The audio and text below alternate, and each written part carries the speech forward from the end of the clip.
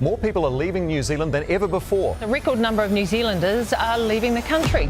The major reason is Australia. Over 500,000 Kiwis now live in Australia, and last year alone 30,000 more joined them. Today I'm going to unpack 7 reasons why this is happening. Is it for better wages, better opportunities, they don't like nature, or is there something else at play? This is the best video on the topic because A, I'm here right now, B, I've lived overseas but moved back, and C, I've asked every Kiwi I know overseas for their reasons. There is a lot to unpack in this video, so let's start with the big one, incomes. According to Stats New Zealand, the median New Zealand worker earns $35 an hour. In Australia, ABS data shows the same median worker earns $42.90 in Australian dollars. Once converted to New Zealand dollars at the current exchange rates, that comes to $50.20. That's roughly 45% more than the median Kiwi worker. Australian hourly earnings climbed 7.3% in the year ending August 2025, while in New Zealand it's increased a lower 4.3% to June 2025. So the median Aussie earns more every hour and wages are growing faster. Now let's look at the median weekly earnings. In New Zealand, the median salary was 1,380 New Zealand dollars a week as of June 2025. In Australia, it was 1,425 Australian dollars a week as of August 2025. Once converted, this translates to 1,680 New Zealand dollars, $300 higher than New Zealand. So weekly as well as hourly, Aussies are getting paid more than Kiwis. Another aspect for us to look at is the minimum wage. By law, it's the minimum amount an employer can pay staff for an hour of work. In New Zealand, the national minimum wage is $23.50 an hour for adults. In Australia, it's a higher $24.95 in Australian dollars. In New Zealand dollars, that's $29.43, roughly 25.3% higher. For many workers on minimum wage, working on the weekend or on public holidays is an unfortunate part of the job. In Australia, there's a thing called penalty rates, which makes Australia even more enticing. On Saturdays, workers would generally earn 25% more per hour. On Sundays, 50% more, and on public holidays as much as 150% more. So looking at the median hourly, weekly, and minimum earnings, Australians earn between 21 and 45% more than New Zealanders. Even Qantas is filling its planes with Kiwi staff to take advantage of the lower wages, even though they're an Australian airline. Now before looking at specific salaries by occupation,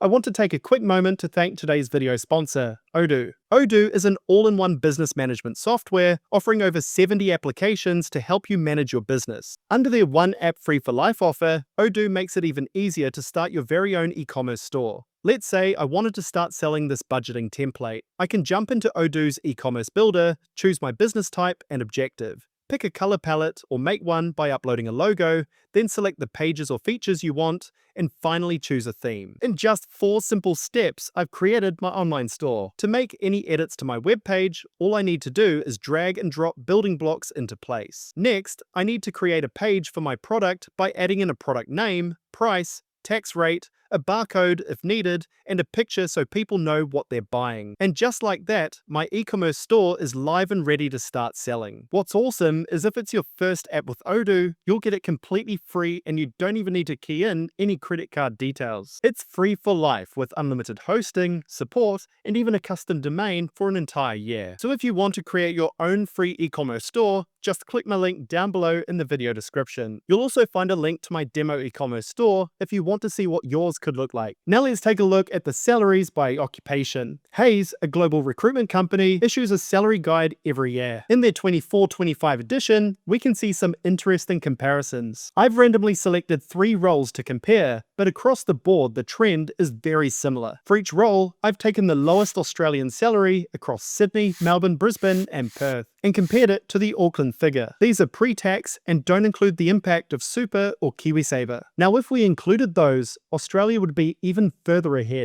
Starting with a financial controller, they earn $155,000 in New Zealand and from $177,000 in Australia. This is 14% more. A civil construction project manager earns $130,000 in New Zealand and $201,000 in Australia, 55% more. And a marketing coordinator would earn $65,000 in New Zealand and $83,000 in Australia, 28% more. Now, to take this a little bit further, Seek helps us with the difference in doctor, nurse, and early childhood salaries. Registered nurses earn $90,000 in New Zealand, and there are declining job openings. In Australia, the average is 93,000 Australian dollars or 110,000 New Zealand dollars. And there's an increasing number of listings. So nurses in Australia earn 22% more, and there is 11 times more job opportunities right now. Early childhood teachers earn $78,000 in New Zealand, with reduced job openings again. In Australia, they earn $110,000 as a salary in New Zealand dollars, along with 21 times more job vacancies. And finally, doctors earn $225,000 in New Zealand, but in Australia it's 28% higher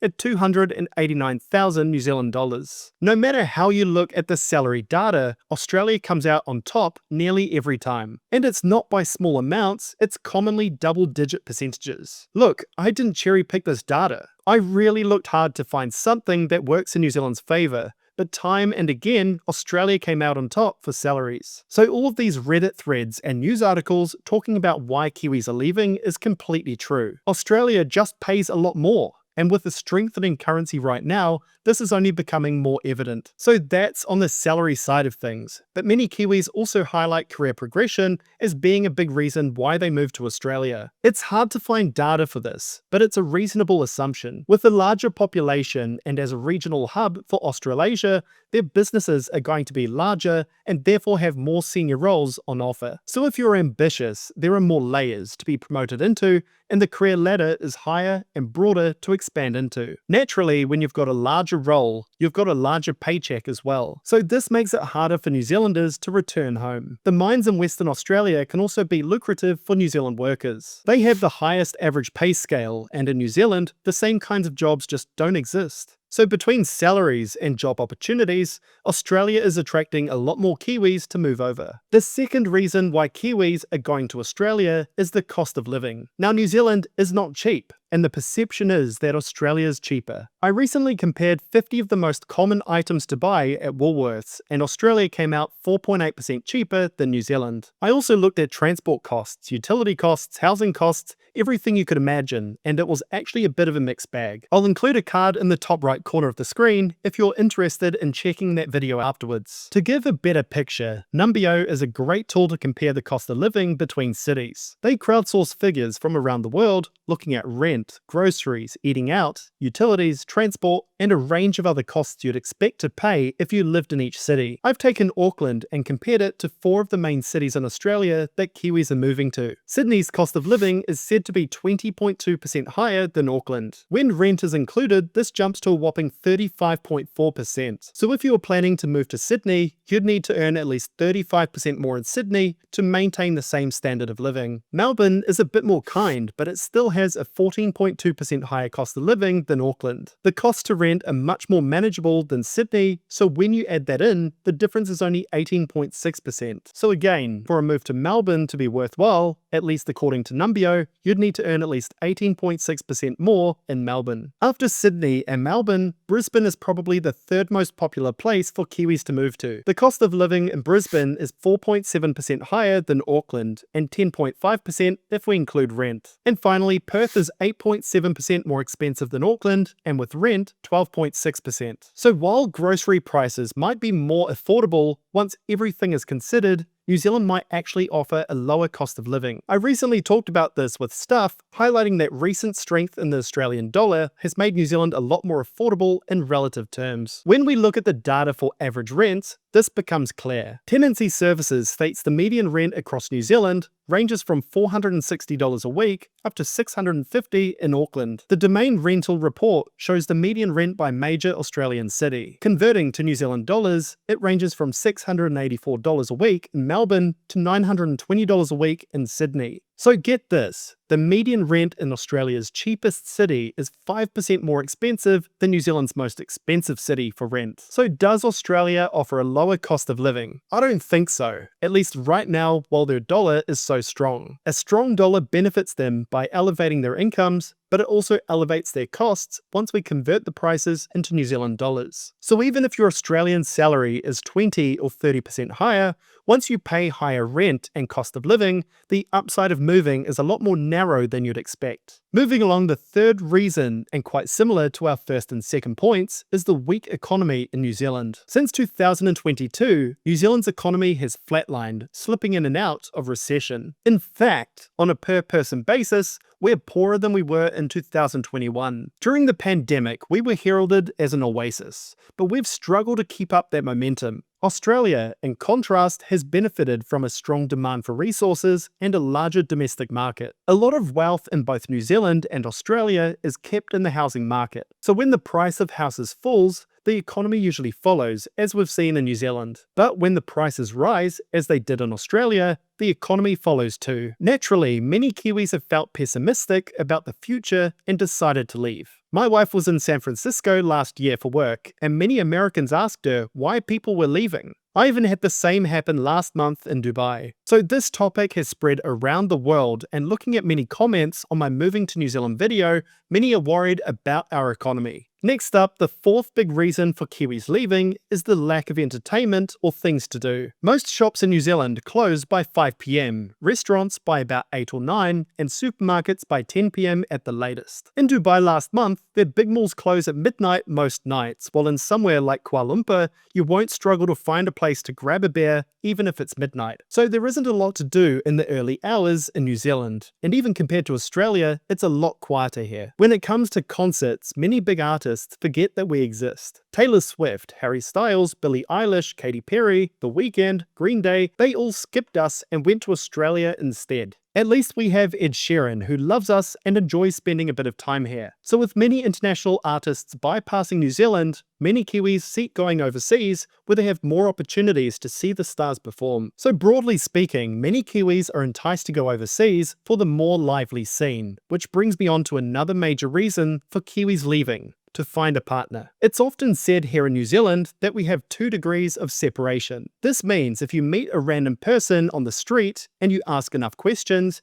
you'll probably have a mutual friend. When I was living in Singapore, I ran into a Kiwi at university that made note of the All Black shirt that I was wearing. Despite me coming from Hamilton and him from Invercargill, within a minute or two, we already recognized a mutual friend. We weren't even in New Zealand or from the same landmass, so just imagine dating in such a tight pool. For many Kiwis, they go overseas to meet a much broader range of people outside of the cultural norms in New Zealand. With so many Kiwis abroad, mixed marriages are very common. My wife, for example, is from India, so dating foreigners is probably more common these days than not. It may sound strange, but many Kiwis leave to chase better weather as well. Our weather is actually pretty good. Generally, it's not too hot and it's not too cold. But many Kiwis head overseas for less rainfall and more sun, which cities like Sydney and Brisbane offer. It's not uncommon for Brits as well, with lots flowing into the UAE and Australia. And the last reason why so many Kiwis are leaving is because they always have. We love to travel. Here we are at the bottom of the world with so many cool things to see. Last year, Kiwis took over 3 million overseas trips, which is extraordinary given our population of 5 million people and the fact it takes 3 hours to fly anywhere. Yes, our country is beautiful, but that's because it's only been populated in the last 1,000 years or so.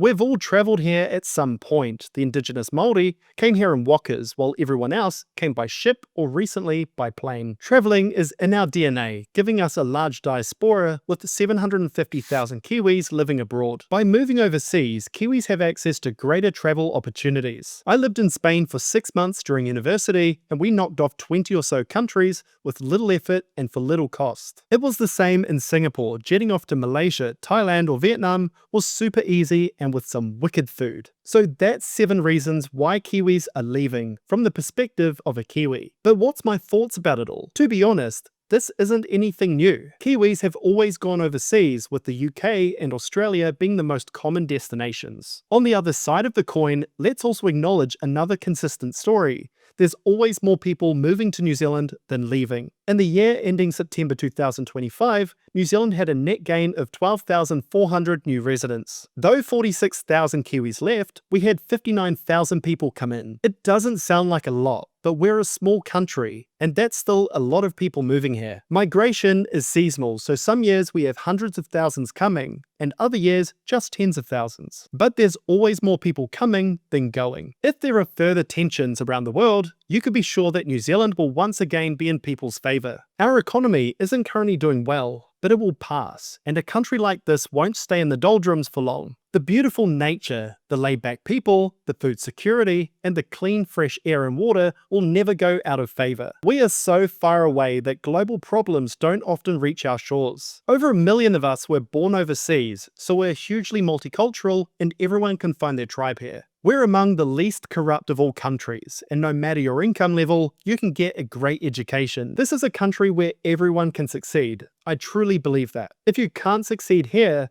don't even bother going overseas, they'll eat you alive. If you're a talent in this country, you'll get recognized, and with hard work, you'll get to the heights you're trying to reach. We're the third largest rocket launching nation. We make the world's largest movies and adopt their directors, and we were the first to climb the unclimbable. Kiwis can be found heading up some of the world's largest companies like General Motors, Virgin, and Walmart. The media is saying Kiwis are leaving, but it's usually a boomerang. They'll be right back here in a few years with a bit more money in their pocket and 100 stories to tell. Never underestimate this country. It's a fantastic place to be in a wild world. If you enjoyed this video, please make sure to give it a thumbs up, subscribe, and hit the bell. I've posted over 250 videos helping Kiwis and Aussies build their wealth, all for free here on the channel. So hit the subscribe button so you don't miss a future upload. And if you are wanting to start an e-commerce business today, make sure to use my link down below to get started with Odoo for free. If you want to understand the median income and net worth of New Zealanders, make sure to check these videos out next. Thanks for watching, and I look forward to catching you on the next one.